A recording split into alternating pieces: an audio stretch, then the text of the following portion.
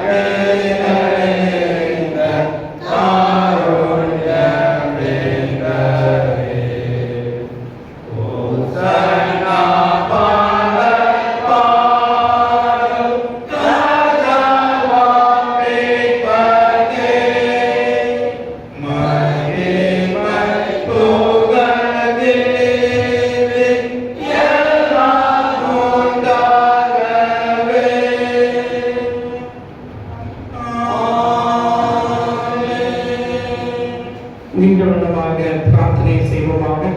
கர்த்தருடைய நாமோஜனமாகிய பரிசுத்த நற்கரையாகவே தென்னிந்திய திருச்சபை முறையை நாம் பின்பற்றுவோம்.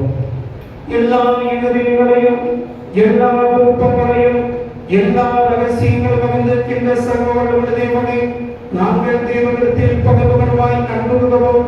உமது பரிசுத்த நாமத்தை உத்தமமாய் மேன்மைப்படுத்தவும் உமது பரிசுத்த ஆவியின் ஏவுதலால் எங்கள் இருதயத்தின் சிந்தனைகளை சுத்தம் பண்ணியவுடன் எங்கள் கர்த்தராகிய கிறிஸ்துவின் மூலமாய் வேண்டிக் கொள்கிறோம்.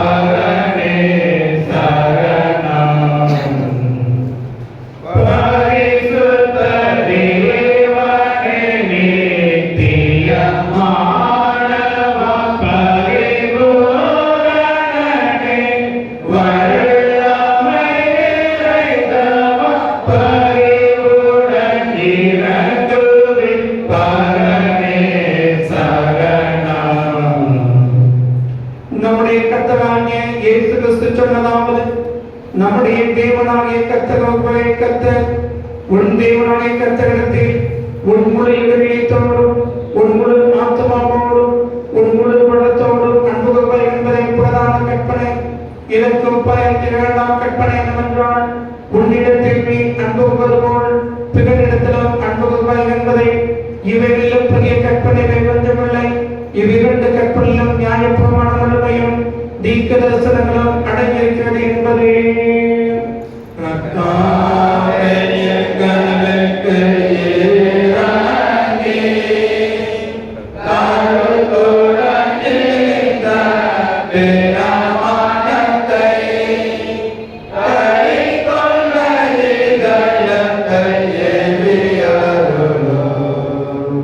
பிரியமானவரை, நாம் இப்பொழுது தேவனுடைய மகா பரிசுரசத்தை கேட்கிறோம்.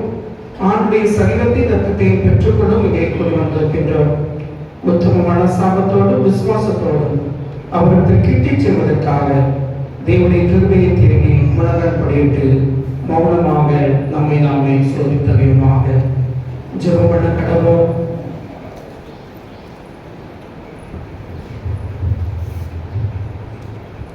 உங்கள் பாவங்கள் நிமித்தமுடைய இதயத்தோடு உண்மையாய் மனசாப்பட்டு புதகத்தில் அன்பும் சிறையுமாய் இருந்து இனி தேவனுடைய கற்பனைகளை கைக்கொண்டு புதிதாக்கப்பட்டவர்களால் உடைய பரிசுத்த மார்க்கத்தில் நடப்பும் என தீர்மானத்தை நீங்கள் நமது ஆண்டவராகிய இயேசு கிறிஸ்துவின் மூலமாய் சர்வ வழியுள்ள தேவனோடு ஒப்புரவாகும்படி மறுபடியும் உங்கள் பாவங்களை மனத்தாண்மையாய் அறிக்கையிடுங்கள்.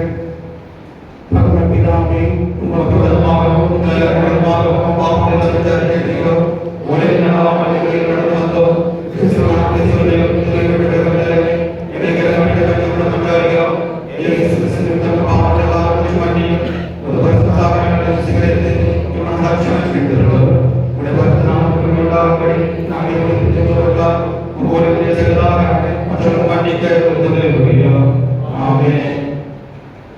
இயேசு கிறிஸ்துவின் மூலமாக தமிழத்தில் உண்மையாய் மனதில் யாவுக்கும் அகப்படுகின்ற கிருபை நிறைந்த தேவ வசனத்தை கேளுங்கள்.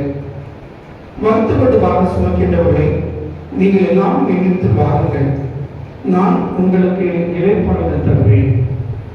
தேவன் தம்முடைய ஒரே பேரான குமாரனை விசுவாசித்தவன் எவனும் அவன் கெட்டு போகாமல் நித்திய ஜீவனை அடையும்படிக்கு அவரை தந்தவரை இவ்வளவாய் உலகத்தில் அன்பு கொண்டார். பாவிகள் ரட்சிக்க கிறிஸ்து இயேசு உலகத்தில் வந்தார் என்கிற வார்த்தை உண்மையும் எல்லா அங்கீகரிப்புக்கும் பாத்திரமானது. ஒருவன் பாவம் செய்வானால் நீதிபதிகளுக்கு இயேசு கிறிஸ்து நமக்காக பிதாவிடத்தில் பகிர்ந்து பேசுகின்றவராக இருக்கிறார். நம்முடைய பாவங்களை நிவர்த்தி செய்கிற கிருபாகரபடி அவரே. நம்முடைய பரமபிதாவாகிய சர்வ வல்லமையுள்ள தேவன் உத்தம மனசாபத்தோடு உண்மையான விசுவாசத்தோடு தமிழுக்கு மனந்திரும்பி தங்கள் சகோதர சகோதரி குற்றங்களை மன்னிக்க யாவோக்கும் பாவமன்னிப்பு அருளச் செய்ய வேண்டும் என்பதற்குமாய் வாக்குத்தத்தத்தை செய்திருக்கிறார். அவர் நம்முடைய கர்த்தராகிய இயேசு கிறிஸ்து நிமித்தம் உங்களுக்கு வேண்டி உங்கள் பாவங்கள் எல்லாவற்றையும் மன்னித்து அவைகளை நின்று உங்களை விடுதலையாக்கி சகல நன்மையும் உங்களை உறுதிப்படுத்தி நிலைநிறுத்தி உங்களை நித்திய ஜீவனில் சேர்ப்பாராக.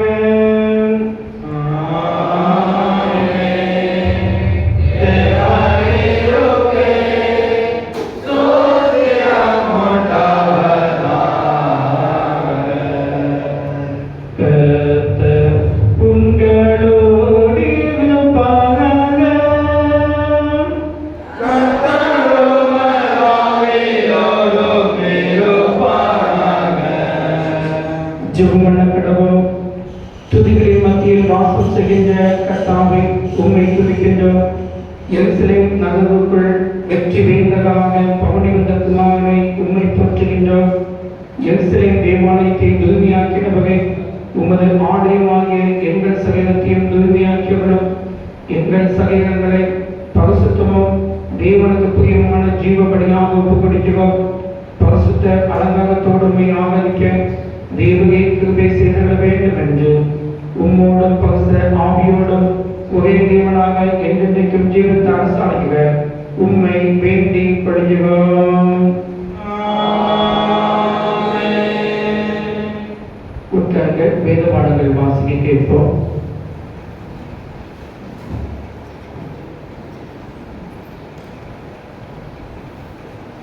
வாசிக்கும்படியாக தோன்றப்பட்ட நிறுவனம் அப்போஸ்தலனாகிய பவுல் தீமோத்தேயுவுக்கு எழுதின முதலாம் நிருபம் 4ஆம் அதிகாரம் 4ஆம் வசனம் முதல் 16ஆம் வசனம் வரை. 1 தீமோத்தேயு 4ஆம் அதிகாரம் 4ஆம் வசனம் முதல் அடங்கியிருக்கிற தேவனுடைய வார்த்தையை கேட்கிறது. தேவன் படைத்ததெல்லாம் நல்லதா இருக்கிறது, சோஸ்திரத்தோடு ஏற்றுக்கொண்டு கொள்ளப்படுமாறு ஒன்றும் தள்ளப்படத்தக்கதல்ல. அது தேவ வசனத்தினாலும் ஜெபத்தினாலும் பரிசுத்தமாக்கப்படும். இவைகளை நீ சகோதரருக்கு போதித்து வந்தால் விசுவாசத்துக்குரிய வார்த்தைகளிலும் நீ அனுசரித்த நற்போதகத்திலும் தேறினவனாகி இயேசு கிறிஸ்துவுக்கு நல்ல ஊழியக்காரனாய் இருப்பாய். சீர்கேடும் கிழவைகள் பேச்சுமாயிருக்கிற கட்டு கதைகளுக்கு விலகி தேவ பக்திக்கு ஏதுவாக முயற்சி பண்ணு. சரீர முயற்சி அற்ப பிரயோஜனம் உள்ளது. தேவ பக்தியானது இந்த ஜீவனுக்கும் இதற்கு பின்வரும் ஜீவனுக்கும் வார்த்தகம் உள்ளதாகையால் எல்லாவற்றிலும் பிரயோஜனம் உள்ளது. இந்த வார்த்தை உண்மையும் எல்லா அங்கீகரிப்புக்கும் பாத்திரமுமாய் இருக்கிறது. இது நிமித்தம் பிரயாசப்படுகிறோம், நிந்தையும் அடைகிறோம். ஏனெனில் எல்லா மனுஷருக்கும் விசேஷமாக விசுவாசிகளுக்கும் இரட்சகராகிய ஜீவனுள்ள தேவன் மேல் நம்பிக்கை வைத்திருக்கிறோம். இவைகளை நீ கட்டளையிட்டு போதித்துக் கொண்டிரு. உன் கிழமையை குறித்து ஒருவனும் உன்னை அசட்டை பண்ணாதபடிக்கு நீ வார்த்தையிலும் நடக்கையிலும் அன்பிலும் ஆவியிலும் விசுவாசத்திலும் கற்பிலும் அவிசுவாசிகளுக்கு மாதிரியாகிறது. நான் வருமளம் வாசிக்கிறதிலும் புத்தி சொல்லுகிறதிலும் உபதேசிக்கிறதிலும் ஜாக்கிரதையாகிறது. மூப்பராகிய சங்கத்தார் உங்கள் கைகளை வைத்த போது தீர்க்க தரிசனத்தினால் உனக்கு அளிக்கப்பட்ட வார்த்தை பற்றி வசதியாகிறது. நீ தேடுகிறது யாவருக்கும் விலகும்படி இவைகளையே சிந்தித்துக் கொண்டு இவைகளிலே நினைத்தது. உன்னை குறித்தும் உபதேசத்தை குறித்தும் எச்சரிக்கையாயிரு. இவைகளில் நிலை கொண்டிரு. இப்படி செய்வாயானால் உன்னையும் உன் உபதேசத்தை கேட்பவர்களையும் ரட்சித்துக் கொள்ளுவாய் என்பது வாசிக்கும்படியாக குறிக்கப்பட்ட நம்பவாக்கியம் வாசித்தாயிற்று. பரிசுத்த சுவிசேஷ வேத பகுதிக்காக நாம் எழுதும் நிற்போம்.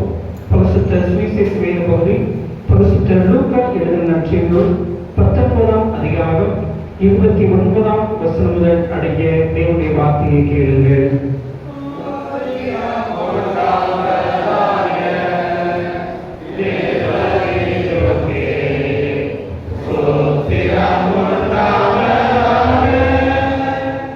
லூக்கா எழுதின நற்செய்திகள் 19ஆம் அதிகாரம் 29ஆம் வசனம் முதல்.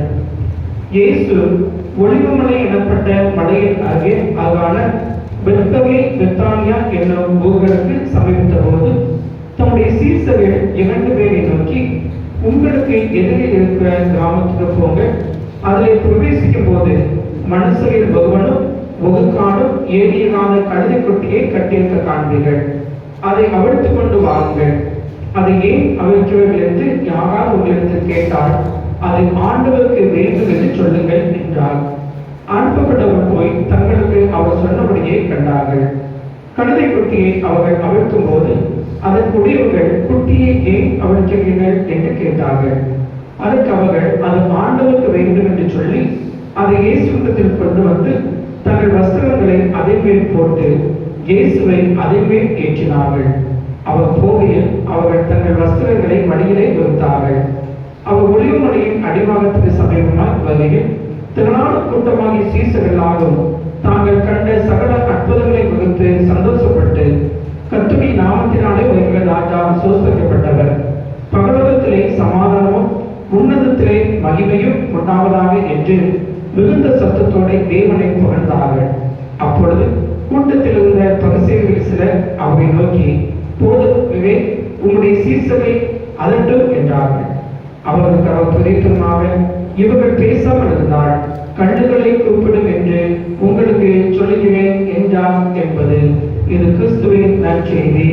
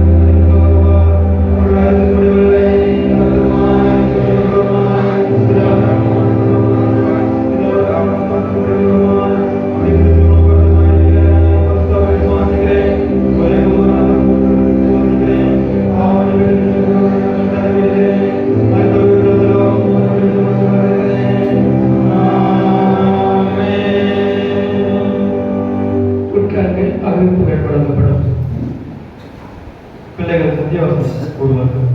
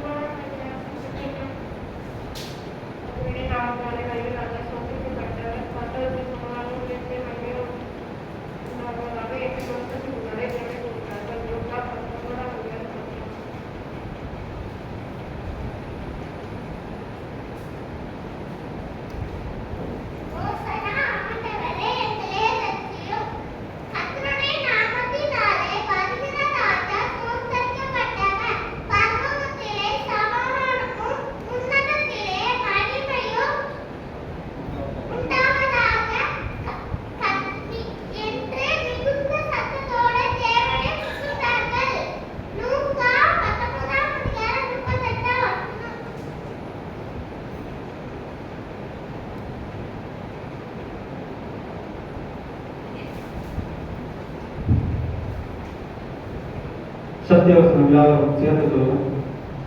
ஓசன்னா, ஆண்டவரே எங்களை ரட்சியும்.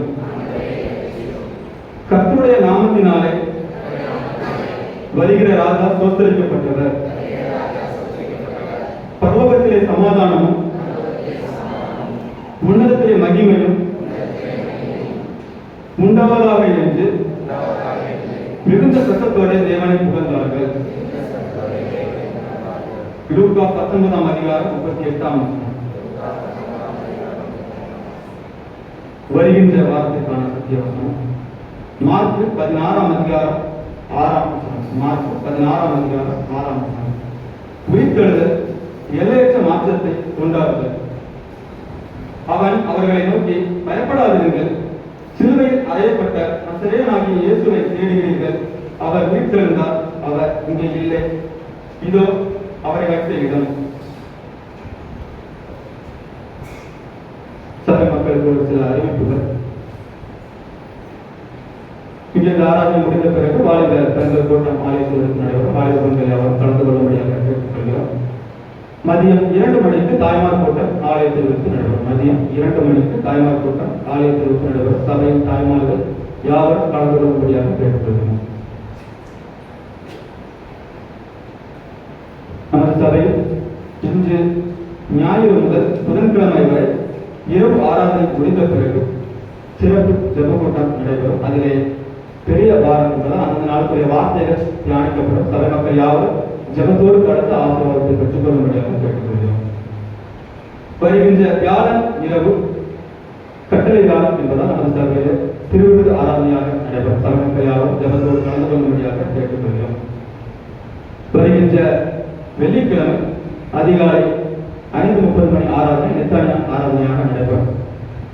வருகின்ற வெள்ளி பகல் 11:30 மணிக்கு மும்மணி ஞான ஆராதனை நடைபெறும். வருகின்ற வெள்ளிக்கிழமை பெரிய அப்படின்றால் 11:30 மணிக்கு முன்மணி ஆராதனையாக நடைபெறும். சபை மக்கள் யாவரும் ஜெபத்தோடு கலந்து கொள்ளும்படியாக கேட்டுக்கொள்கிறோம். வருகின்ற சனிக்கிழமை இரவு 9 மணிக்கு ஈஸ்டர் பண்டிகை ஆயத்த ஆராதனை நடைபெறும். கிறிஸ்துவ திருநாள் ஈஸ்டர் பண்டிகை ஆயத்த ஆராதனை நடைபெறும்.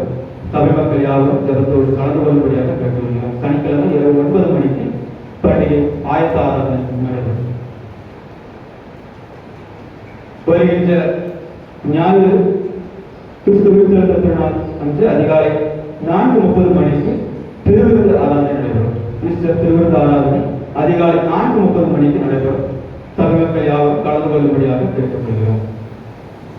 சிஎஸ்ஐ தூத்துக்குடி நாசிரியர் திருமணம் ஆண்கள் ஐக்கிய சங்கம் நடத்தும் மறைந்திருக்கும் வினாத்தாள்கள் விடை எழுதி ஏப்ரல் மாதம் 25ஆம் தேதிக்குள்ளாக சபை ஊழியரிடம் சமர்ப்பிக்கும்படியாக கேட்டுக்கொள்கிறோம். மறைந்திருக்கும் வினாத்தாள்கள் விடை எழுதி சமர்ப்பிப்பதற்கு கடைசி தேதி ஏப்ரல் 25. தயவுசெய்து சபை மக்கள் தேவை கலந்து கொண்ட யாரும் 25ஆம் தேதிக்குள்ளாக சபை ஊழியரிடம் விடைத்தாள்களை சமர்ப்பிக்கும்படியாக கேட்டுக்கொள்கிறோம். திருமறையூர் மனுரூப ஆலயம் மற்றும் ஒய்பிஏ இணைந்து நடத்தும் டிஎன்பிஎஸ்சி, டிஎன்யூ, ஆர்எஸ்பி, டிஆர்பி தேர்வுக்கான இலவச அடிப்படை வகுப்புகள் ஒவ்வொரு ஞாயிற்றுக்கிழமையும் திருமறையூர் டிரான்ஸ்பிகரேஷன் ஹாலில் வைத்து மாலை 3 மணிக்கு நடைபெறும் என்பதை தெரிவித்துக் கொள்கிறோம். நம்ம சபை ஒப்பந்தலையாகவும் கலந்து கொள்ளும்படியாக கேட்டுக்கொள்கிறோம். சிஎஸ்ஐ தூத்துக்குடி நாசிரியர் திருமணம் நற்செய்தி அர்ப்பணித்துறை நடத்தும் ஆத்ம ஆதாய பயிற்சி முகாம் தூய பவுலின் ஆலயம் விழுப்புரம் சேகரித்து ஏப்ரல் 14ஆம் தேதி காலை 9 மணி முதல் மாலை 4 மணி வரை நடைபெறும். பெருமுள்ள சமூகங்களாக கலந்து கொள்ளும்படியாக கேட்டுக்கொள்கிறோம். இந்த ஆராதனை முடிந்த பிறகு நமது சபையில் இதற்காக படைக்கப்பட்ட ஏலப்பொருட்கள் யாரும் ஏலம் இடப்படும். சபை மக்கள் யாரும் இருந்து உற்சாகமாக ஏலம் எடுத்து செல்லும்படியாக கேட்டுக்கொள்கிறோம்.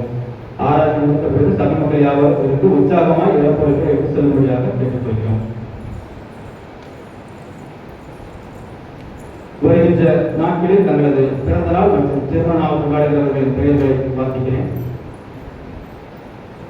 பிறந்த நாள் கொண்டாடுகிற பெயர்களை வாசிக்கிறேன். 15ஆம் தேதி G Kanagaraj son of Gnanamuthu Thangaiyavaram. 15ஆம் தேதி எஸ்தர் ஒய்ஃப் ஆஃப் சுந்தர் சிங் திருநெல்வேலி. 14ஆம் தேதி R Velan Salomi daughter of MDA Rajan Erode. 16ஆம் தேதி D Johnson son of Thomas Chittoor. 19ஆம் தேதி J Jenitta Jessy daughter of Yovan Nanakkan Vellore. 19ஆம் தேதி D Kiruba daughter of Ponsilan. இவர்கள் தங்களது பிறந்த நாளை கொண்டாடுகிறார்கள். திருமண நாள் கொண்டாடுகிறவர்களின் பெயர்களை வாசிக்கிறேன். 17ஆம் தேதி S Dhanasingh D Lawrence Chennai இவர்கள் தங்களது திருமண நாளை கொண்டாடுகிறார்கள். இந்த நாட்டிலே தங்களது பிறந்த நாள் மற்றும் திருமண நாள் கொண்டாடுகிறவர்களுக்கு சபை சார்பாக வாழ்த்துக்களை தெரிவித்துக் கொள்கிறோம். இவர்களுக்கான வாக்குத்தத்த வசனம் ஏசாயா 44ஆம் அதிகாரம் 22ஆம் வசனம். ஏசாயா 44ஆம் அதிகாரம் 22ஆம் வசனம். உன் மீறுதல்களை மேகத்தில் போலவும் உன் பாவங்களை மேகத்தில் போலவும் அகற்றிவிட்டேன். என்னிடத்தில் திரும்ப உன்னை நான் மீட்டுக் கொண்டேன். இப்பொழுது பாடல் ஒரு வாழ்த்து பாடல் பாடுவார்கள். அதைத் தொடர்ந்து ஒரு குருவானவர்கள் அவர்களுக்காக தேர்வு செய்வார்கள்.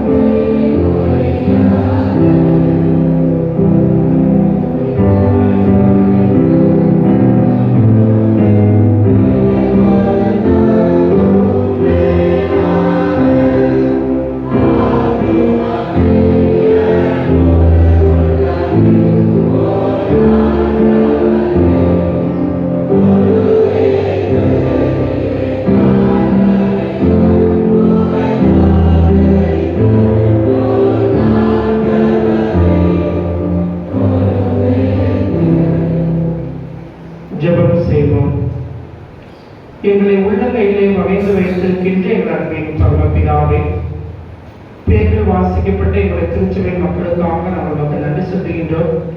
15 நாட்களே தன்னுடைய பிறந்த நாள் மற்றும் திருமண நாளை ஆசைக்கும்படியாக ஆயத்தப்படுகிற அந்த பிள்ளைகளை ஒரு கோவை செய்தி திரும்பியாக கண்ணபிப்பாகும். என்னிடத்தில் திரும்ப உன்னை நான் மீட்டுக் கொண்டேன் என்ற வேத வசதிப்படி இந்த புதிய ஆண்டிலும் நீ உமது பிள்ளைகளோடு கூட தங்கியிருந்து அவளை கரம்பிடித்து வழிநடத்தி செல்ல வேண்டும் நாங்கள் ஜெபிக்கிறோம். நான் உனக்கு போதித்து நீ நடக்க வேண்டிய வழியை உனக்கு காட்டுவேன், உன்னை என் கண்ணை வைத்து உனக்கு ஆலோசனை சொல்லுவேன் என்று சொன்ன கர்த்தர் ஒவ்வொரு நாளும் நீ உமது பிள்ளைகளோடு கூட தங்கியிருந்து அனுதினமும் அவர்களை கரம்பிடித்து வழிநடத்தி செல்ல வேண்டும் நாங்கள் ஜெபிக்கிறோம். உடைய தெய்வ கிருபையும் தெய்வ சமாதானமும் தெய்வீக சந்தோஷமும் உமது பிள்ளைகளுடைய உள்ளங்களையும் இல்லத்தையும் ஆளுகை செய்வதாக மீட்பர் இயேசு கிறிஸ்துவின் நாமத்தில் ஜெபிக்கிறோம் நல்ல பிதாவே.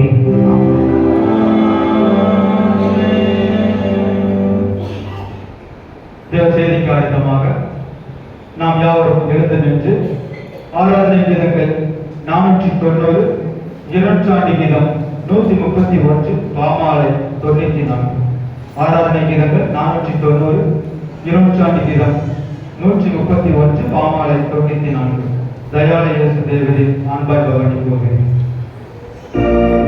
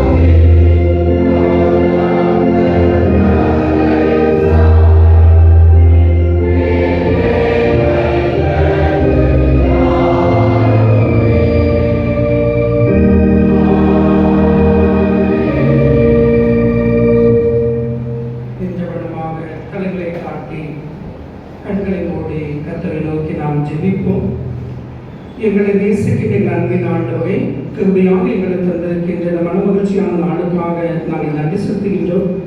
இந்த வேளையில் ஒரு வேதத்தில் இருக்கின்ற மகத்துவங்களை நாங்கள் சிந்திக்கின்ற வேளையில் நீங்கள் எங்களோடு கூட பேச வேண்டும் நாங்கள் ஜெபிக்கிறோம். உங்களுடைய அமர்ந்த வெள்ளை சத்தத்தை நாங்கள் கேட்கவும், உங்களுடைய சத்தத்துக்கு நாங்கள் செவிசாய்க்கவும் எங்களுக்கு உதவி செய்வதாக. உங்களுடைய சத்தத்தை கேட்கக்கூடாதபடிக்கு எங்களுடைய பாவங்களோ எங்களுடைய அக்கிரமங்களோ எங்களுடைய மீறுதல்களோ தடையாக இருக்கும் என்றால் ஒவ்வொரு எங்களுக்கு உண்மையாக கண்ணோக்கி பார்த்து எங்களை மன்னியும். நாங்கள் உடைய சத்தத்தை கேட்டவர்களாக உடைய சமூகத்திலிருந்து சந்தோஷத்தோடு உடைய சமூகத்திலிருந்து திருப்தியோடு புறப்பட்ட சில எங்களை உதவி செய்வதாக மீட்பர் இயேசு கிறிஸ்துவின் நாமத்தில் ஜெபிக்கிறோம் நல்ல பிதாவே, ஆமென். உட்காருங்கள். சற்று நேரம் சிந்திக்கும்படியாக தெரிந்து கொள்ளப்பட்ட வேதவசனம் லூக்கா எழுதின நற்செய்திகள் 19ஆம் அதிகாரம் 38ஆம் வசனம்.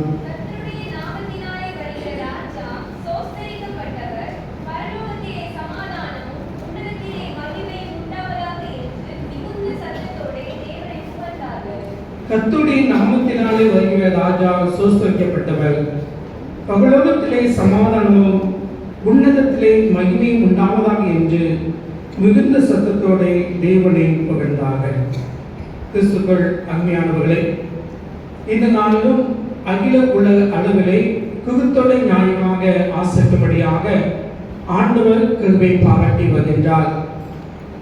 2000 ஆண்டுகள் முன்பதாக எருசலேம் வீதிகளிலே ஆண்டவராய் இயேசுவானவர் கோவில் கழுதிலே பவனியாக சென்ற நிகழ்வை நாம் நினைவுகத்தக்கதாக நம்முடைய கிராமத்துடைய வீதிகளிலே நாம் பவனியாக வந்து ஆண்டவருடைய நாமத்தை நாம் புகழ்ந்து போற்றும்படியாக ஆண்டவர் நமக்கு கிருபை பாராட்டினார். இந்நாளிலும் நாம் வாசித்த இந்த வேத பகுதியிலிருந்து சில காரியங்களை நாம் நம்முடைய சிந்தனைக்காக தியானிக்கும்படியாக விரும்புகின்றேன். நாம் வேதத்திலே வாசித்து பார்க்கும்போது ஆண்டவராய் இயேசுவானவர் பவனி செல்லும்படியாக தெரிந்து கொண்ட வாகனம் என்பது கோவேறு கழுதை என்று அது சொல்லப்பட்டிருக்கிறது. பொதுவாக ராஜாக்கள் யுத்தம் செய்கின்ற காலத்திலே குதிரையை பயன்படுத்துவார்கள். தேசத்திலே யுத்தம் இல்லாமல் சமாதானமாக காணப்படுகின்ற அந்த நாட்களிலே கோவேறு கழுதையின் மீது அவர்கள் பயணம் செய்து தன்னுடைய ராஜ்யங்களை அவர்கள் சுற்றி பார்த்து குடிமக்கள் எவ்விதமாக காணப்படுகின்றார்கள் என்பதை குறித்து ஆய்வு செய்வார்கள். ஆனபடினாலே குதிரை என்பது யுத்தத்தின் அடையாளமாகவும் கோவேறு கழுதை என்பது சமாதானத்தின் அடையாளமாகவும் அந்நாட்களில் பார்க்கப்பட்டது. ஏனென்றால் ராஜா எந்த வாகனத்தில் வருகின்றாரோ அதை பொறுத்து அவர்களுக்கு அடையாளம் சொல்லப்படும். ராஜா குதிரையில் சென்றார் என்றால் உங்களை எதிர் நாட்டோடு கூட சண்டை போடுகின்ற சூழல் இருக்கிறது என்ற அர்த்தம். ராஜா கோவேறு கழுதையை சென்றால் எதிர் நாட்டிலிருந்து எந்த பிரச்சனையும் இல்லை என்று அர்த்தம். ஆனபடினாலே உபயோகிக்கப்படுகின்ற வாகனம் என்பது அக்காலத்திலே அது மிகவும் உன்னிப்பாக கவனிக்கப்பட்டது. என்றால் குதிரை வேகமாக ஓடும், கழுதை மெதுவாக நடந்து சென்றது. ஆனபடினாலே இந்த வாகனத்தை குறித்து அவர்கள் ராஜாக்கள் பொதுவாக கவனமாக காணப்படுவார்கள். இங்கு சமாதான பிரபுவாகிய சாந்த குணமுள்ள ராஜாவாகிய இயேசுவானவர் இந்த கழுதையை தெரிந்து கொண்டு அதன் மீது ஓடி வருகின்றார். மத்திய நற்செய்தியாளர் இதை குறித்து எழுதும்போது அவர் விதமாக எழுதுகின்றார். எடுத்தல் வாசியுங்கள். மத்திய 21ஆம் அதிகாரம் 4ஆம் வசனத்தை வாசியுங்கள். மத்திய 21 வசனம் 4.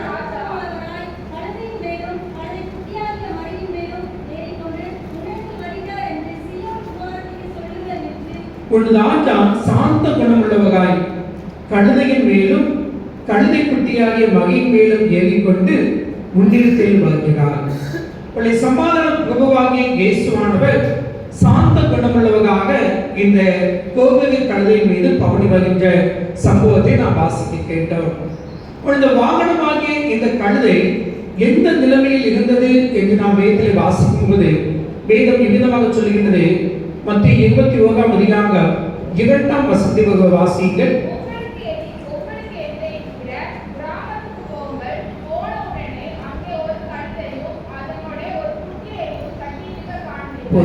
அங்கே ஒரு கழுதையையும் அதனுடைய ஒரு குட்டியையும் கட்டியிருக்க காண்பீர்கள் என்று சொல்லப்பட்டிருக்கிறது. இந்த கோவில் கழுதையுடைய நிலைமை எவ்விதமாக இருந்தது என்றால் கட்டப்பட்ட நிலைமையில் இருந்தது என்று வேதம் சொல்லுகிறது. லூக்கா நற்செய்தியாளர் இதை குறித்து அவர் சொல்லும்போது லூக்கா 19ஆம் அதிகாரம் 30ஆம் வசனத்திலே அவர் சொல்கின்றார். வாசியுங்கள். லூக்கா 19:30.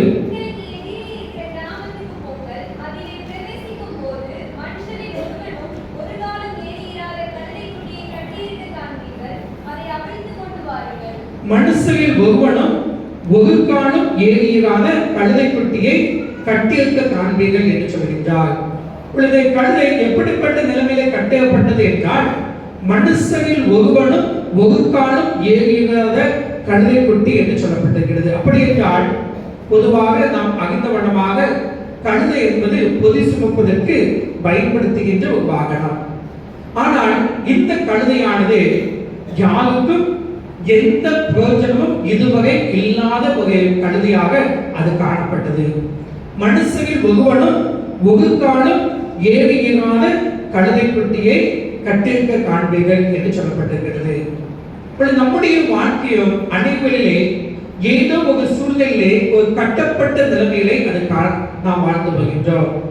எவ்விதமாக இந்த கழுதையானது யாருக்கும் பயப்படாமல் பிரயோஜனம் இல்லாமல் ஒரு இடத்திலே கட்டப்பட்ட நிலைமையில் இருந்ததோ அதே போல நம்முடைய வாழ்க்கையும் இருந்திருக்கலாம், இல்லை என்றால் இருந்து கொண்டிருக்கலாம். நம்முடைய வாழ்க்கையின் மூலமாக மற்றவர்களுக்கு எந்த பயனும் இல்லாமல், நம்முடைய வாழ்க்கையின் மூலமாக மற்றவர்களுக்கு எந்த பிரயோஜனமும் இல்லாமல் ஏதோ ஒரு காரியத்தின் நிமித்தமாக கட்டப்பட்ட நிலைமையிலே நாம் வாழ்ந்து கொண்டிருக்கலாம். நாம் நம்முடைய வீடுகளிலே சில வார்த்தையை நாம் கேட்கும் போது நம்முடைய இருதயத்தை அது காயப்படுத்துகின்ற வார்த்தையாக அது காணப்படுகிறது. சில வேளையிலே யூஸ்லெஸ் என்கின்ற ஆங்கில வார்த்தை, நீ எதற்கும் லாயக்கு இல்லாதவன், இல்லைஎன்றால் நம்முடைய கடவுள் லாங்குவேஜில் நாம் சொல்லும்போது தண்டச்சோறு, நாம் திட்டும் போது இப்படிப்பட்ட வார்த்தைகளை நாம் பயன்படுத்தும் போது அதை கேட்கின்ற மக்களுடைய மனதிலே அது நீங்காத வடுவாக அது மாறிவிடுகின்றது என்றால் அது முறையல்ல. நம்முடைய வாழ்க்கையில் எதற்கும் பயனற்றவன், எதற்கும் லாயக்கற்றவன், உன்னால் எந்த பிரயோஜனமும் இல்லை என்று நாம் ஏதோ ஒரு கோபத்திலே சொல்லும் போது என்னால் யாருக்கும் எந்த நன்மையும் இல்லையா என்ற கேள்வி நம்முடைய உள்ளங்களிலே எழும்புவது உண்டு. இப்பொழுது கழுதையானது அப்படிப்பட்ட நிலைமையில் தான் ஒருவனும் ஒரு காலம் ஏறியிராத நிலைமையிலே, யாருக்கும் பயப்படாத நிலைமையிலே, அது கட்டப்பட்ட நிலைமையிலே காணப்படுகின்றது. ஏனென்றால் நம்முடைய வாழ்க்கையிலும் சில வேளையிலே ஏதோ ஒரு அந்தரங்க பாவங்கள், ஏதோ ஒரு ரகசிய பாவங்கள், ஏதோ ஆண்டவருக்கு புரியவில்லாமல் நாம் நமக்கென்று வைத்திருக்கின்ற சில காரியங்கள் நிமித்தமாக நாம் கட்டப்பட்ட நிலைமையிலே வாழ்ந்து வருகின்றோம். ஒரு வெளி உலகத்துக்கு நாம் நல்லவர்களைப் போல தோன்றலாம், வெளி உலகத்துக்கு நாம் நீதிமான்களைப் போல தோன்றலாம். ஆனால் நமக்குள் இருக்கின்ற அந்த கட்டப்பட்ட சூழ்நிலையிலே இருக்கின்ற வாழ்வின் நிமித்தமாக நம் மூலமாக மற்றவர்களுக்கு பிரயோஜனம் இல்லாத ஒரு வாழ்வை நாம் வாழ்ந்து கொண்டிருக்கலாம். இயேசுவானவர் ஏறி சென்ற அந்த கழுதையும் இப்படிதான் கட்டப்பட்ட நிலைமையிலே அது காணப்பட்டது. இரண்டாவது அந்த கழுதையுடைய நிலைமையை பார்த்தோம் என்றால் வேதம் சொல்கிறது, நாம் வாசித்த லூக்கா 19ஆம் அதிகாரம் 30ஆம் வசனத்துடைய கடைசி பகுதி விதமாக சொல்கிறது, அதை அவிழ்த்து கொண்டு வாருங்கள் என்று அவர் சொல்கின்றார். இந்த கட்டப்பட்ட கழுதை கட்ட அவிழ்க்கப்பட வேண்டும். இந்த கட்டமைப்பதற்காக ஆண்டவர் இரண்டு என்ன செய்கின்றார்? அனுப்புகின்றார். அவ்விதமாக தான் நம்முடைய வாழ்க்கையிலும் ஒரு பாவம் என்கின்ற இருளிலே, பாவம் என்கின்ற அந்த காலத்திலே நாம் கட்டுண்டவர்களாக வாழ்ந்த அந்த நாட்களிலே ஆண்டவர் மிஷனரிகளை நம்முடைய பகுதிக்கு அனுப்பினார். அல்லேலூயா. மிஷனரிகள் நம்முடைய பகுதியிலே வந்தபடினாலே நாம் கட்டப்பட்ட நிலைமையிலே இருந்த நாம், அந்தகால நிலைமையிலே இருந்த நாம், இருளில் இருந்த நாம் வெளிச்சத்தை கண்டறியும்படியாக, கட்டமைக்கப்படுகின்ற நிலைமையை நாம் பெற்றுக்கொள்ளும்படியாக ஆண்டவர் கிருபை பாராட்டினார். நம்முடைய பகுதிக்கு ஊழியத்தை செய்து வந்த அருமையான மிஷனரிகள் சுமார் 110 ஆண்டுகள் 120 ஆண்டுகள் முன்பதாக நம்முடைய பகுதிக்கு வரும்போது நம்முடைய இடம் எப்படி இருந்தது என்பதை நீங்கள் சற்று கற்பனை செய்து பாருங்கள். எங்கும் அந்தகாரமும் எங்கும் இருளாகவும் மக்கள் ஏதோ ஆதிக்க சக்தியின் நிமித்தமாக கட்டப்பட்ட நிலையில் தான் வாழ்ந்து கொண்டிருந்தார்கள். ஆனால் கிறிஸ்துவினுடைய நற்செய்தி, இயேசுடைய சுவிசேஷம் நாம் இருந்த நிலைமையிலிருந்து கட்டமைக்கும்படியாக ஆண்டவர் தம்முடைய மிஷனரிகளை நம்முடைய பகுதிக்கு அனுப்பினபடினாலே இன்று நாம் வெளிச்சத்திலே ஆண்டவரை ஆராதித்துக் கொண்டிருக்கும் என்றால் அது மிகையல்ல. ஆண்டவர் இந்த கட்டப்பட்ட கழுதையை கட்டவிழ்க்கும்படியாக ஆண்டவர் தம்முடைய சீசர்களை அனுப்புகின்றார் என்று சொல்லப்பட்டிருக்கிறது. முதலாவதாக அந்த கழுதை கட்டப்பட்ட நிலையில் இருந்தது. இரண்டாவதாக அந்த கழுதை கட்டவிழ்க்கப்பட்ட நிலைமையிலே இருந்தது. மூன்றாவது அந்த கழுதை எந்த நிலைமையில் இருந்தது என்றால் லூக்கா 19:31 வாசியுங்கள்.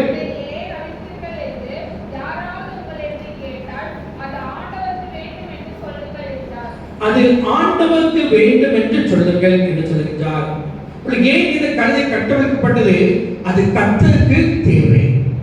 அனைவரிலே நாம் யாருக்கும் பிரயோஜனமற்றவன் என்று நாம் நினைக்கின்றோம்.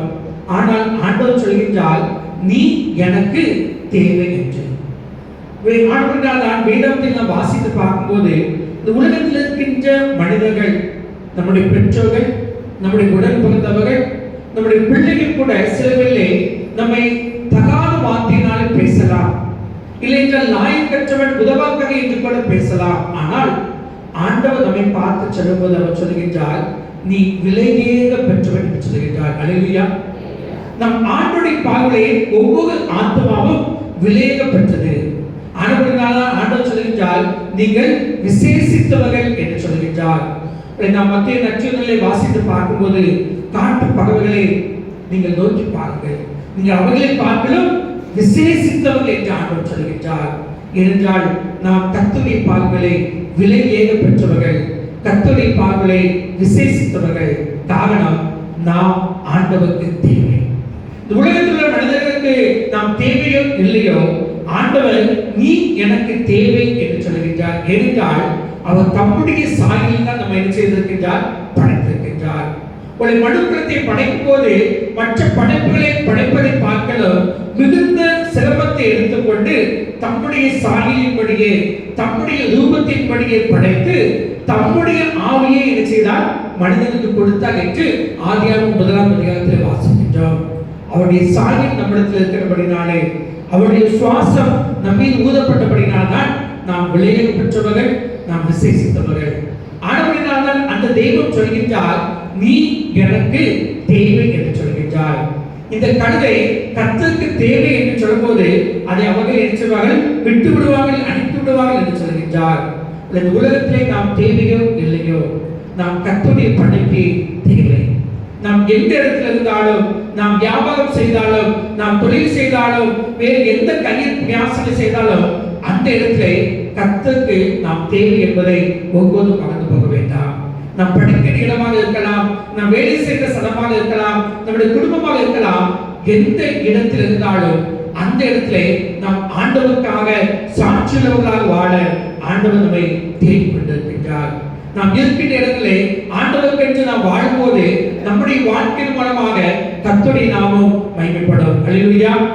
இந்த கழுதை முதலாவதாக கட்டப்பட்ட நிலைமையில் இருந்தது, இரண்டாவதாக கட்டவிழ்க்கப்பட்ட நிலைமையில் இருந்தது, மூன்றாவதாக கர்த்தருக்கு தேவை என்ற நிலைமையில் இருந்தது, நான்காவதாக நாம் வேதத்தில் வாசித்து பார்க்கும்போது லூக்கா எழுதின நற்செய்திகள் 19:35 வாசியுங்கள்.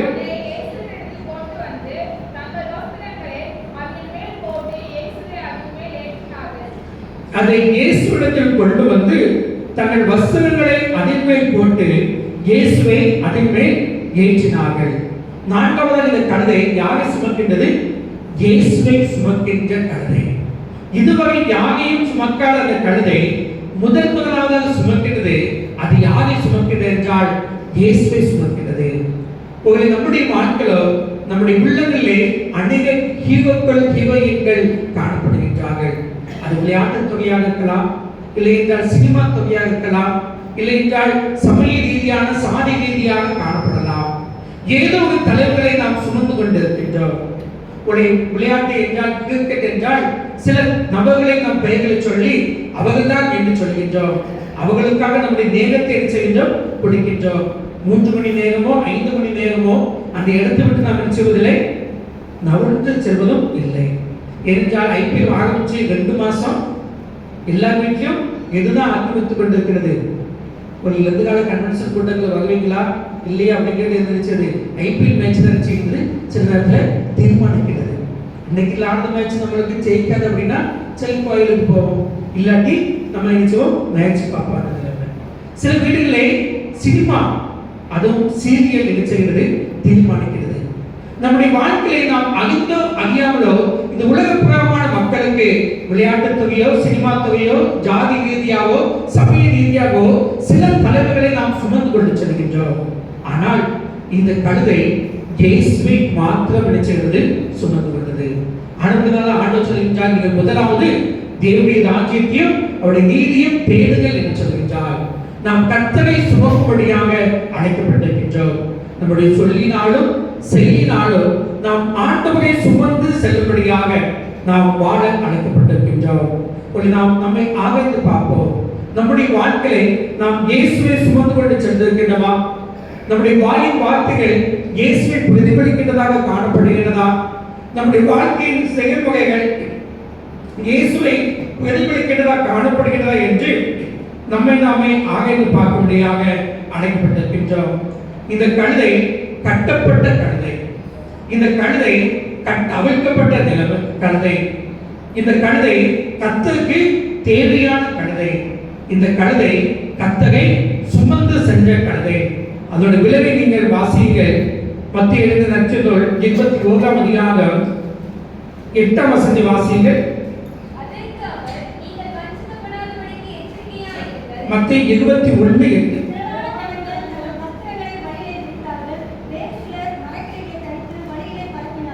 திரளான ஜனங்கள் தங்கள் வஸ்திரங்களை வழியிலே விரித்தார்கள், வேறு சிலர் மரக்கிளைகளை தரித்து வழியிலே பரப்பினார்கள். யோசித்து பாருங்க, இதுவரை அது யாரையும் சுமக்காத கழுதை இப்பொழுது இயேசுவானவரை சுமந்து செல்லும் போது அந்த கழுதை நடந்து செல்கின்ற இடங்கள் எப்படி இருந்தது? அதுவரை கல்லும் முள்ளும் சென்றிருக்கிற பாதையில இருந்திருக்கிறான். அக்காலங்களில் இப்படிப்பட்ட தார் சாலைகள் செய்யாது கிடையாது. அக்காலங்கள் எல்லாமே மண் தான். அதுல கல் நிச்சயம் தாராளமா இருந்திருக்கும். ஆனால் அதுவரை மண் தகையிலே கல்களிலே நடந்து கொண்டிருந்த கழுதை இப்பொழுது இயேசுவை சுமந்து கொண்டு போது அவர்கள் என்ன செய்கிறார்கள்? வழியிலே தன்னுடைய வஸ்திரங்களை என்ன செய்கிறார்கள்? விரித்தார்கள். வேறு சில மரக்கிளைகளை தவிர்த்து வழியிலே பரப்பினார்கள். அது மாத்திரமல்ல, முன் நடப்பாக பின் நடப்பாக திரளான ஜனங்கள் தாவீதின் குமாரனுக்கு ஓசன்னா, கர்த்தரின் நாமத்தினால சோஸ்தரிக்கப்பட்டவர் உன்னதத்திலே ஓசனை என்று சொல்லி ஆர்ப்பரித்தார்கள். இப்பொழுது கழுதை இயேசுவை சுமந்து கொண்டு போது என்ன கிடைக்கிறது என்றால், அந்த கழுதைக்கு ஒரு மதிப்பு, ஒரு கனம் என்ன செய்கிறது? கிடைக்கிறது. அதுவே யார் என்ன செய்யல? கழுதையை தேடி பார்க்கல, யாரும் அதை என்ன செய்யல? பயன்படுத்தவில்லை. ஆனால் இயேசுவை சுமந்து கொண்ட போது இந்த கழுதைக்கு முன்பதாக அவர்கள் எல்லா காரியத்தை செய்த போது இந்த கழுதைக்கும் கடன் கிடைக்கிறது. ஆனால் அந்த கழுதைக்கு கடன் கிடையாது. அந்த கழுதை மேலுக்கு இயேசுவானுக்கு கனம் கொடுக்கும் போது அந்த கழுதை என்ன செய்கிறது? கனம் பெறுகிறது. ஒரு கட்டப்பட்ட நிலைமையில் இருந்த கழுதை கட்டவிழ்க்கப்படும் போது அது கர்த்தருக்கு தேவையான கழுதையாக மாறுகிறது. அது கர்த்தருக்கு தேவையாக மாறும்போது அது கர்த்தரை சுமந்து சொல்கின்றது. கர்த்தரை சுமக்கும் போது அது கனம் பெறுகிறது. கிறிஸ்துவுக்குள் அருமையானவர்களே, நாம் எந்த நிலைமையில் இருக்கின்றோம் என்று யோசித்து பார்க்க நாம் அழைக்கப்பட்டிருக்கின்றோம். இந்த 5 நிலைமைகள் நம்முடைய வாழ்க்கையில் உண்டு.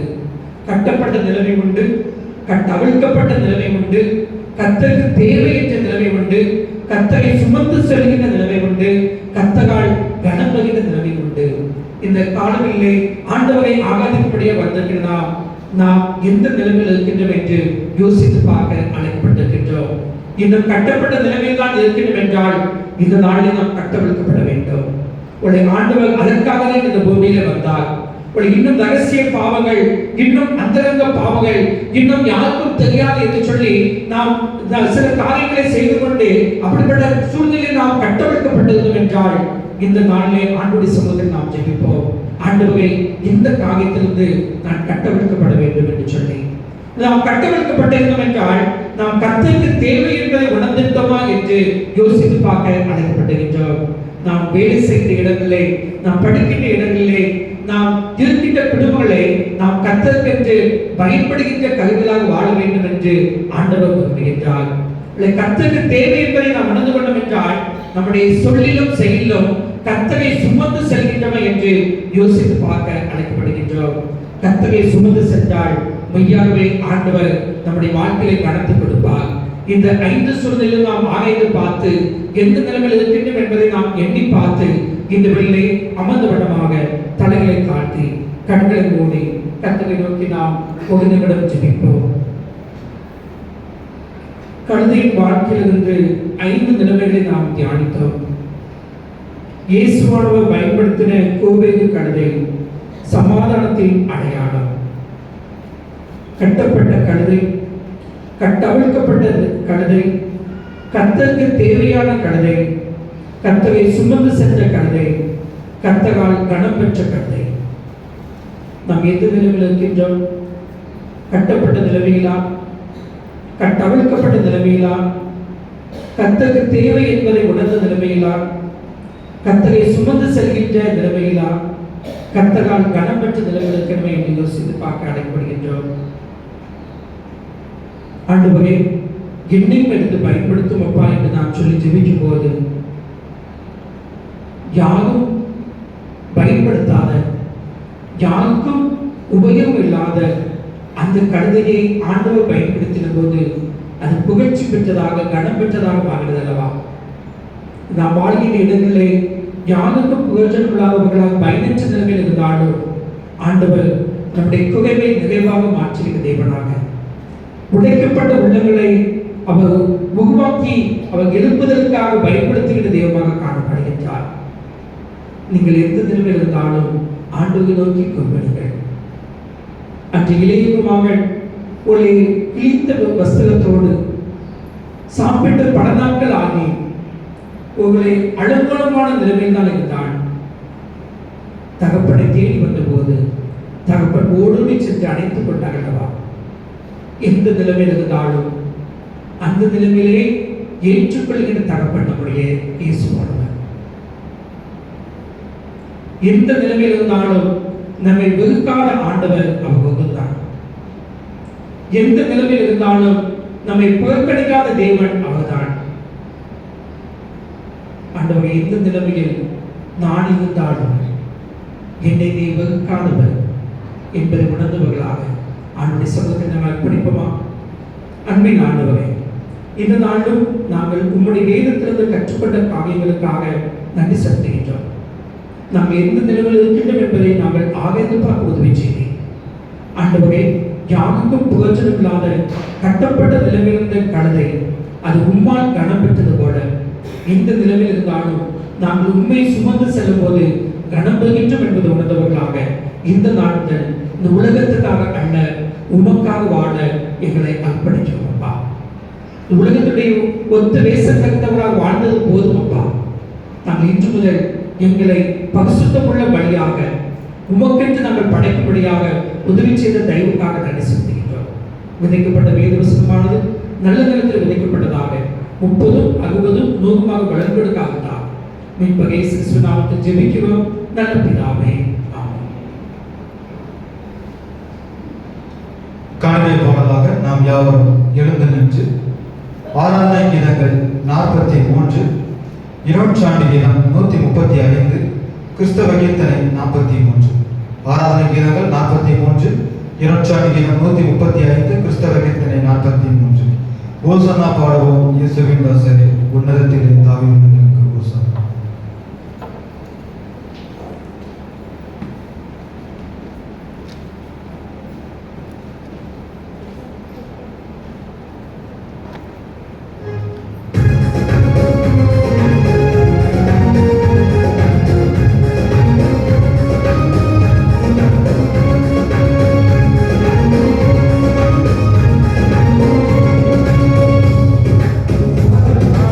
Yes, okay.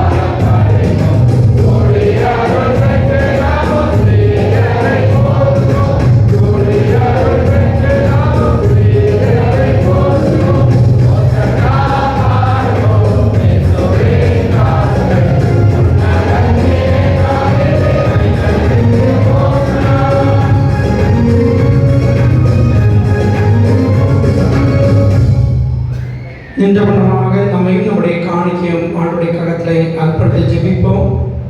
பரிசுத்த பிதாவே, உம்முடைய கிருபாசனத்தில் பிரவேசிப்பதற்கு புதிதும் ஜீவனமான மார்க்கத்தை முதன்மையான குமாரனுடைய ரத்தத்தினாலே எங்களை கொண்டு பண்ணினீரே. நாங்கள் அபாத்துகளாயினும் அவமூலமாக உம்மண்டை வருகின்றோம். எங்களையும் எங்களுடைய காணிக்கைகளையும் சேப்பின் பண்டிகைக்காக நாங்கள் படைத்திருக்கின்ற சோசக காணிக்கைகளையும் புகழ் காணிக்கைகளையும் உம்முடைய நாம மகிமைக்காக அங்கீகரித்து உபயோகிக்கும்படியாக தாண்டியோடு வேண்டிக் கொள்கின்றோம். வானத்திலும் பூமியிலும் உள்ளவர்களாம் உம்முடையவர்கள் உமது கரத்திலே வாங்கி உமக்கே கொடுக்கிறோம்.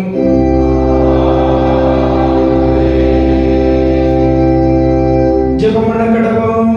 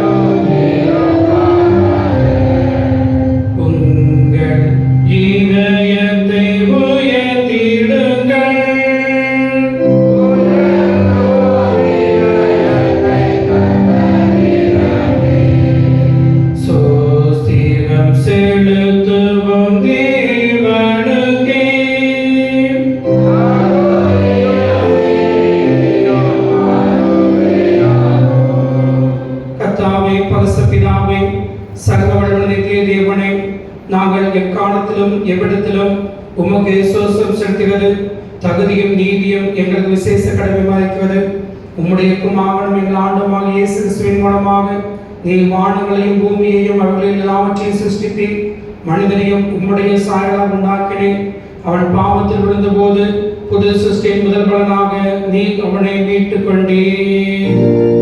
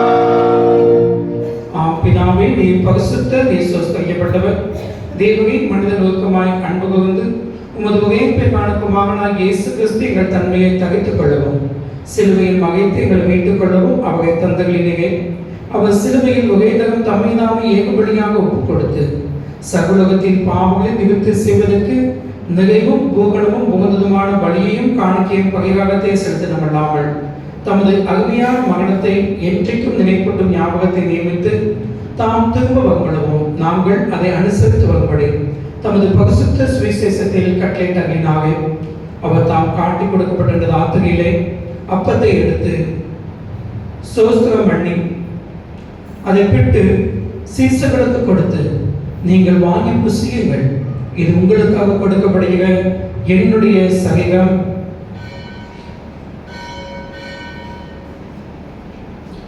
என்னை நினைவும்படிதை செய்யுங்கள் என்றால், அப்படி போஜனம் பண்ணின பின்பு பாத்திரத்தையும் எடுத்து சோஸ்திரம் பண்ணி அவர்களுக்கு கொடுத்து, நீங்கள் எல்லாரும் இதிலே பானம் பண்ணுங்கள், இது பாவமணி உண்டாகும்படி உங்களுக்காகவும் அநேகாகவும் சிந்தப்படுகிற புது உடன்படிக்கைக்குரிய என்னுடைய ரத்தம்.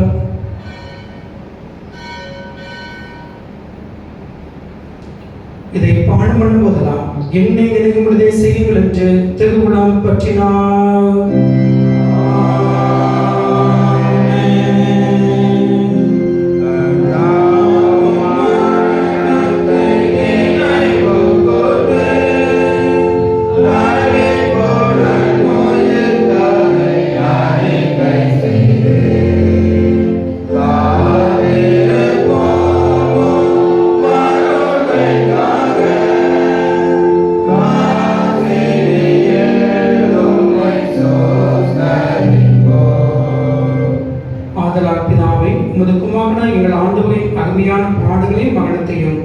மகிமையான உயிர்த்தெழுதலை பகமிறுதலை நினைவுகூர்ந்து முதலைகளாகி நாங்கள் அவருடைய கட்டளையின்படியே அவர் திரும்ப வரும்பொழுது அவரை நினைவுகூர்ந்து தேசுகின்றோம். அவரை நீர் எங்களுக்காக நிறைவேற்றின பூகண மீட்புக்காக உமக்கு நன்றி செலுத்துகிறோம்.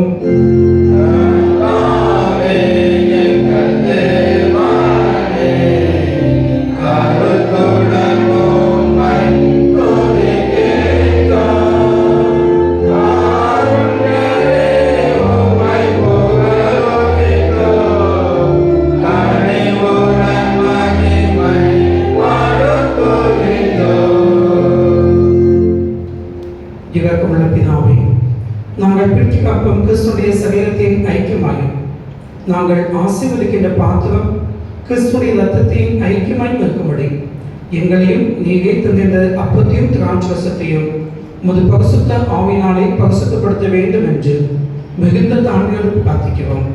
நாங்கள் எல்லாரும் எங்கள் ஆண்டவராகிய கிறிஸ்துவில் கூட்டி இணைக்கப்பட்டவர்களாகி விசுவாசத்தில் ஒருமைப்படவும் தலையாகி அவர்கள் எல்லாவற்றிலும் வழங்கவும் கிருபை செய்யும். அவரோடும் பரிசுத்த ஆவியோடும் ஐக்கியமளிக்கிற சர்வ வல்லமை பிதாவாகிய உமக்கு அவர் மூலமாய் சகல கனமும் மகிமையும் என்றென்றைக்கும் உண்டாவதாக.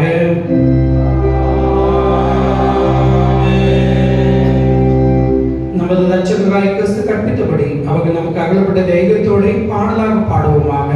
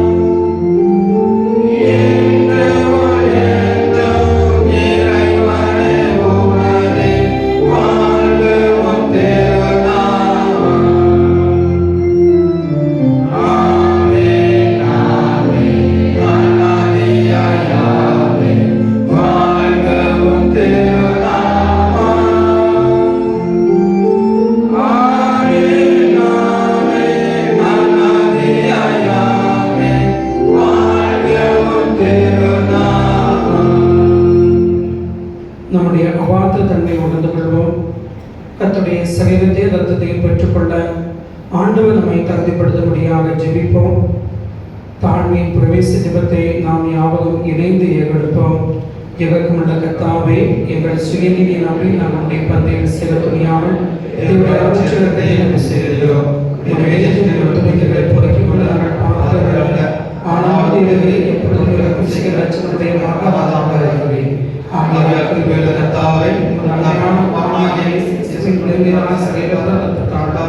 எங்கள் பாவங்கள் சிறையும் ஆத்மாவும் சுத்தமாகி எப்பொழுதும் நாங்கள் அவர்களும் அவர்களும் மாசமாய் ஏற்றுக்கொள்வான். அப்படி சகலத்தையும் சுத்தத்தை பானம் பண்ண பேசுகிறோம். ஆமென்.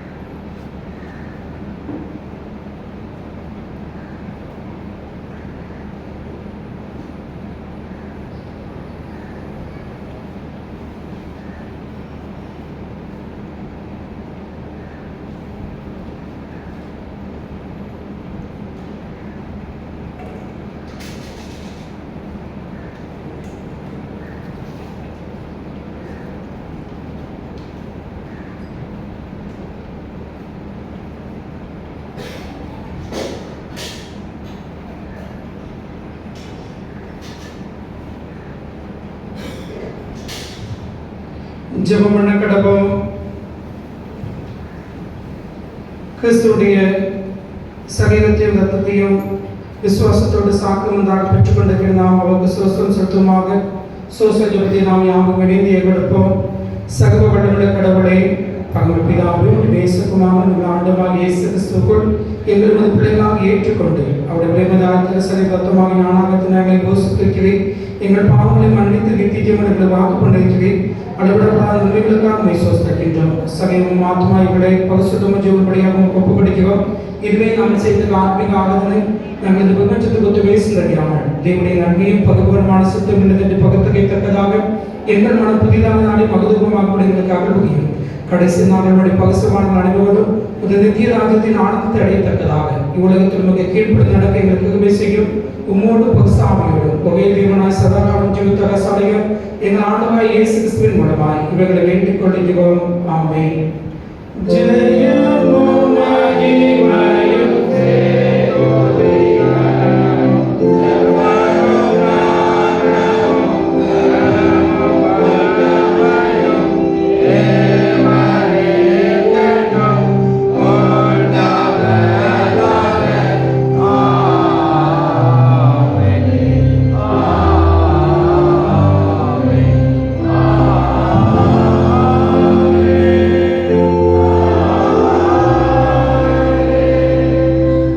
எங்களை நேசித்து எங்களை வழிநடத்துகின்ற எங்கள் அன்பின் ஆண்டவரே, இந்த நாளுக்காக நாங்கள் உங்களுக்கு நன்றி செலுத்துகின்றோம். இந்த நாளும் நம்மளுடைய பரிசுத்த ஆலயத்தில் வந்து உண்மை பணிந்து கொள்ளவும் உம்முடைய நாமத்தை நாங்கள் புகழ்ந்து போற்றவும் உம்முடைய பரிசுத்த பந்தியிலே பங்கு பெறுவோம். நீ எங்களுக்கு அருளி செய்த பாக்கியத்துக்காக நன்றி செலுத்துகின்றோம். ஆண்டவரே, இந்த நாளும் எங்களுடைய திருச்சபைகளை சேமிப்பின் பண்டிகை ஆசிக்கும்படியாக உதவி செய்து நன்றி செலுத்துகிறோம். அப்பா, சேமிப்பின் பண்டிகைக்காக உதாரணமான உள்ளத்தோடு ஆண்டவரே கவர்காணுக்களை படைத்த இந்த பிள்ளைகளுக்காக நன்றி செலுத்துகின்றோம். பகுட்காணுக்களை படைத்த பிள்ளைகளுக்காக நன்றி செலுத்துகின்றோம். உற்சாகத்தோடு எடுக்கும்படியாக இருக்கிற பிள்ளைகளுக்காக நன்றி செலுத்துகிறோம். அப்பா, ஆண்டவரே, உம்முடைய வேதத்திலே நாங்கள் வாசித்து பார்க்கும்போது முதல் பலன்கள் கர்த்தருடையது என்று வேதம் சொல்லுகின்றது. ஆண்டவரே, இந்த முதல் பலன்களை நாங்கள் உடைய சமூகத்திலே படைக்கும்படியாக இந்த நாளிலே நீ எங்களுக்கு அருளி செய்த பாக்கியத்துக்காக நன்றி செலுத்துகின்றோம். உன் புகழாலும் உன் எல்லா விளைவின் முதல் பலனாலும் கர்த்தரை கனம் பண்ணு. அப்பொழுது உன் களஞ்சியங்கள் பூரணமாய் நிரம்பும். உன் ஆலைகளில் திராட்சரசம் புகழோடும் என்று வேதவசப்படி ஆண்டவரை உண்மை கனப்படுத்தும்படியாக இந்த நாளிலே சோசகர் காணிக்கைப்படுத்த பிள்ளைகள், புகழ்காணிக்கைப்படுத்த பிள்ளைகள் ஒவ்வொரு நீ கண்ணுக்கு பார்த்து அவருடைய குடும்பங்களிலே அவர்களுடைய களஞ்சியங்கள் பூரணமாக நிரம்பும்படியாக அவருடைய கையின் பிரயாசங்களிலே அவர்களுடைய ஆலைகளிலே திராட்சரசம் புகழோடுபடியான கிருபைகளை நீ தந்து ஆஸ்வதிக்க வேண்டும் நாங்கள் ஜெபிக்கிறோம். என்னை கனம் பண்ணுகின்றவனை நான் கனம் பண்ணுவேன் என்று சொன்ன கர்த்தர் இந்த நாளும் அந்த சுமந்து சென்று போன கழுதையை போல யார் யாரெல்லாம் உண்மை சுமந்து செல்கின்றார்களோ, உண்மை கனப்படுத்துகின்றார்களோ அவர்களை நீ கனப்படுத்தி உயர்த்திட வேண்டும் நாங்கள் ஜெபிக்கிறோம். என்னுடைய திருச்சபையின் பிள்ளைகள் கையிட்டு செய்கின்ற வேலைகளிலும் தொழில்களிலும் வியாபாரத்திலும் விவசாயத்திலும் மற்றும் எல்லா விதமான கையின் பிரயாசங்களிலும் கர்த்தருடைய கரம் ஒரு பிள்ளைகளோடு கூட தங்கியிருக்க வேண்டும் நாங்கள் ஜெபிக்கிறோம். அப்பா, வெளியிடங்களை வசித்து வருகின்ற என்னுடைய திருச்சபை மக்களுக்காக நாங்கள் நன்றி செலுத்துகின்றோம். அப்படி தங்கியிருக்கின்ற இடங்களிலே அவர்கள் வேலை செய்கிற ஸ்தலங்களிலே ஒரு தெய்வ பிரசன்னம் ஒரு பிள்ளைகளை ஆளுகை செய்த வேண்டும் நாங்கள் ஜெபிக்கிறோம். ஒவ்வொரு நாளும் போக்கிலும் பகத்திலும் உடைய பாதுகாக்கின்ற தெய்வ பிரசன்னம் கொடுக்கட்டும்.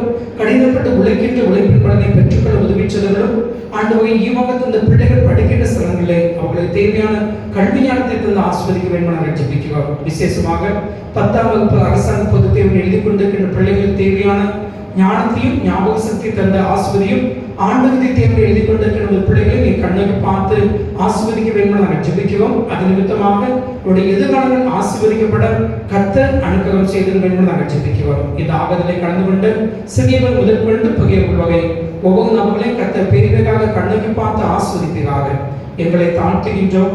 துதியும் கனமும் மகிமையும் உமக்கே செலுத்துகின்றோம். மீட்பர் இயேசு கிறிஸ்துவின் நாமத்தில் ஜெபிக்கிறோம் நல்ல பிதாவே.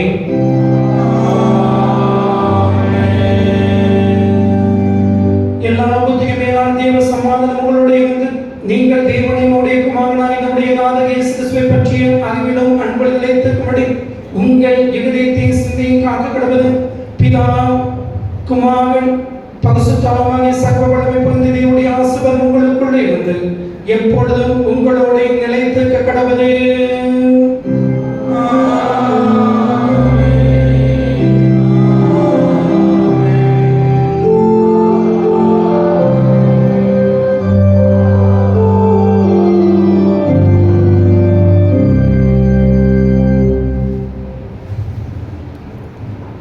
நிறைவு கீதமாக நாம் யாவரும் எழுந்து நின்று ஆராதனை கீதங்கள் 487, இரண்டாண்டு கீதம் 133, பாமாலை 91. ஆராதனை கீதங்கள் 487, இரண்டாண்டு கீதம் 133, பாமாலை 91. ஸ்திரீயின் வித்தவருக்கு ஓசன்னா அர்ப்பணிப்போம்.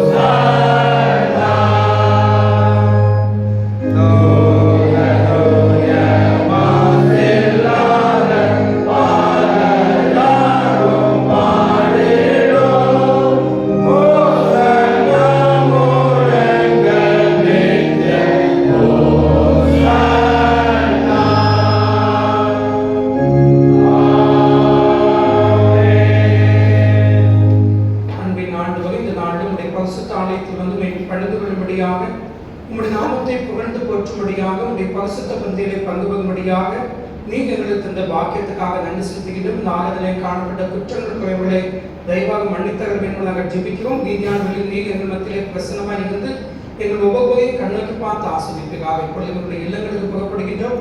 உடைய மாகாத தெய்வ பிரசன்னமும் உடைய தெய்வீக சமாதானமும் தெய்வீக சந்தோஷமும் எங்களுடைய உள்ளங்களையும் இல்லங்களையும் ஆளுகை செய்வதாக மீட்பர் இயேசு கிறிஸ்துவின் நாமத்தில் ஜெபிக்கிறோம் நல்ல பிதாவே. ஆமென். கர்த்தர் உங்களோடு இருப்பாராக. தேவ சமாதானத்தோட போக கடவோம்.